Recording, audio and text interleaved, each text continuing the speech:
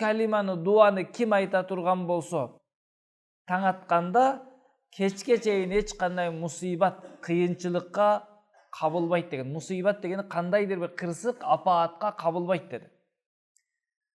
Allahumma al duamın tömöngüçü. Allahumma ente rabbi la ilahe illa ente. Allah'ım sen menin Rabbimsin. Senden başka kuday yok.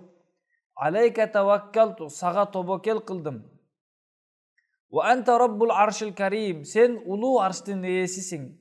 Maşa Allah kan. Allah'tın kağlaganı bulat. Ve lem yeşe lem yekun. Kağlavaganı bolboyt. Ve la havle ve la kuvvete hiç kanday güç, kuvvet, kudret yok illa billahil aliyyil azim. Ulu büyük kudretli Allah Teala'nın kana jardam menen bulat. Alem bilemin ennallah ala kulli şeyin kadir. Albatta Allah Teala bardık nersege kadir. Ve ennallaha kad ahata bi kulli şeyin ilme. Albatta Allah Teala bardık nerseni ilimi menen kurçap algan. Allahümme inni a'udhu bike min şerri nefsi. O Allah'ım men saktık dileymin özümdün nefsimdin jamandığınan. Ve min şerri kulli dabbetin ente ahidun bi nasiyatiha. Sen başkarıp durgan bardık canavarlardın ziyanından saktık dileymin. İnne rabbi ala sırati mustaqim. Albatta Rabbim tuğra jolda. Degen uşul duanı okuganmın dedi. Emin okuyga kaytalı. Abu Darda radıyallahu anhuga 3 jolu senin uyun küydü dep kabar bergende küybödü dep turup aldı. Karаңыздар, Abu Darda radıyallahu anhuga aytıp kelgen adam üydün küyüp jatkanday körgön. Men öz gözüm menen gördüm dep aytıp kelip atat. Abu Darda radıyallahu anhu üyünün alыс эле körбөй turup küygön jok dep aytты. Sebebi bul duaga bolgon işenişi uşunçalık bekem ele. Paygambar sallallahu aleyhi ve sellem'in aytkan sözüge bekem uşunçalık işenet ele. Adamdardın közü menen körgöndügün jokko çıkarıp koydu da. Bugün bizdin doğru emne olotat. Közü menen körgön emes, mişmişten ukkandarıga işenip ketip atat da. Uşunday bolot, imiş, kim aytese, elde söz jüröt. Bol işeni öret. İşini öğret da. Şunday dep atat, uşunday go dep. Yok. Siz özünüz bir nerseni körmöyünçe, oşogo kübө bolmoyunça işenbеңiz. Körüp kübө bolgondor aytıp kelse ne kıldı Abu Darda radıyallahu anhuga işenbedi. Ne üçün? Sebebi Abu Darda radıyallahu anhu adamdardın sözüne karaganda Paygambar sallallahu aleyhi ve sellem'din sözüne köbürөөк işenet eledi. Bugün adamlar emne bolgon doğru bolup kaldı. Paygambar aleyhissalatu vesselam'dın sözüne Allah Teala'nın Kur'an'da aytkan uadalarına işenici başkalarının sözüne karaganda köbürөөк boladı.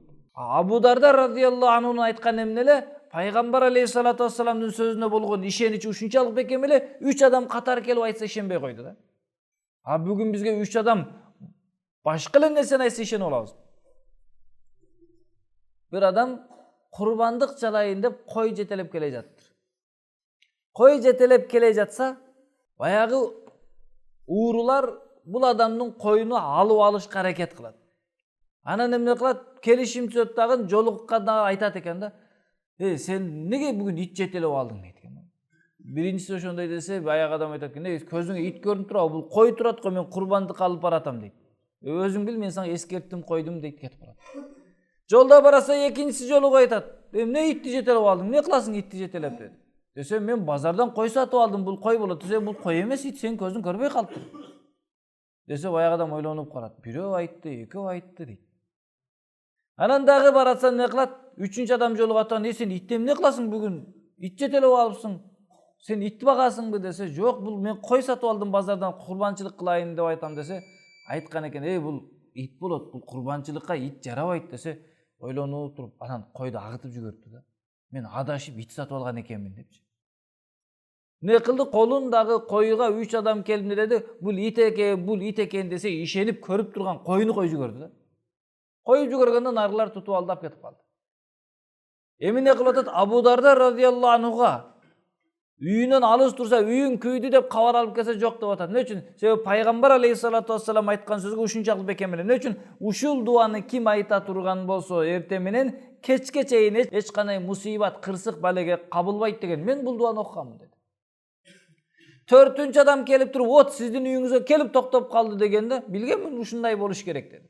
Ошондо баягы адамдар таң калды. Неге сиз мынчалык бекем таң калыштуу сөздөрдү айтасыз? Үйүң күйдү деп 3 адам келсе күйбөдү дейсиз.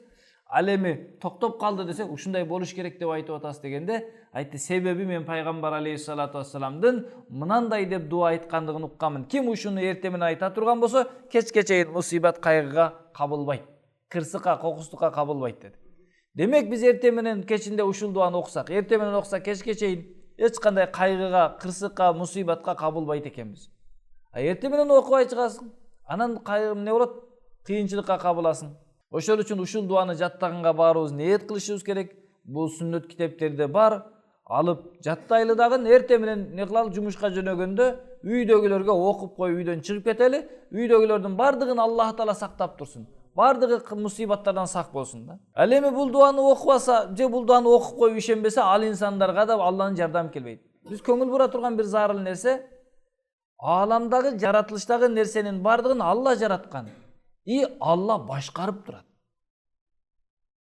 Адам алсыз, баласын чоңойтот, бирок башкара албай калат да. Алла кудуреттүү зат, жаратты, и бардыгын башкарып турат, бардыгын кайра кыяматта жок кылат.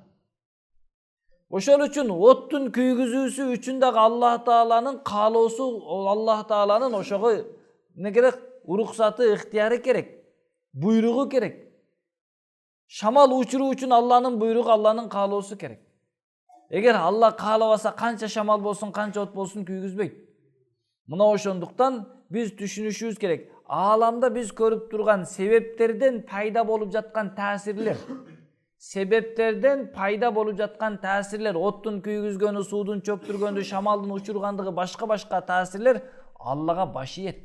Өздөрүнүн күч кудурети менен эмес. Эгер Аллах Таала ошонун таасирини, ошонун күйгүзүү, оттун күйгүзүү сыфатыны, суудун чөктүрүү сыфатыны бирөөгө таасир бербешти кааласа, ал таасир бербейт. Канчалаган аулиялардын, улуу инсандардын окуялары бар, суудун үстүндө басып кеткен. Сахабалардын окуялары бар, аттары менен чаап өтүп кеткен деңизден. Алланын каалоосу. Канчалаган сахабалардын окуясы бар, уу ичип өлбөгөн. У ичти өлбөдү, эч нерсе болгон жок. Халид бин Валид радыйаллаху ичип алды. Канчалаган сахабалар отту не кылды? Отко күйбөдү. Ne үчүн? Себеби Аллах Таалага тобокел кылып таянсаң, Алла сенин жардамыңа ушул таасирлүү нерселерди, о күйгүзүүчү сыфатыны, оттун, суудун чөктүрүүчү, шамалдын учуруучу сыфатын алып коет. Ошону Аллах Таала эмне кылат? Алып коет ошону. Ошондуктан бир эле суу менен Фираунду чөктүрдү, ошол эле суу менен Аллах Таала Муса алейхиссаламга жардам берди. Бир эле от менен эмне кылды? Аллах Таала бир коомду жок кылса, экинчи коомго ийгилик берди. Мына ошондуктан biz her bir күчтү, her bir нерсени Аллах кылат деп, эртең менен кечки зикирлерди бекемирээк окуй турган болсок, ишенип, Аллах Таала пайгамбар алейхиссалату вассаламдын тили менен айткан уадаларını сөзсүз аткарып берет. Аллах баарыбызды эртең менен кечки зикирге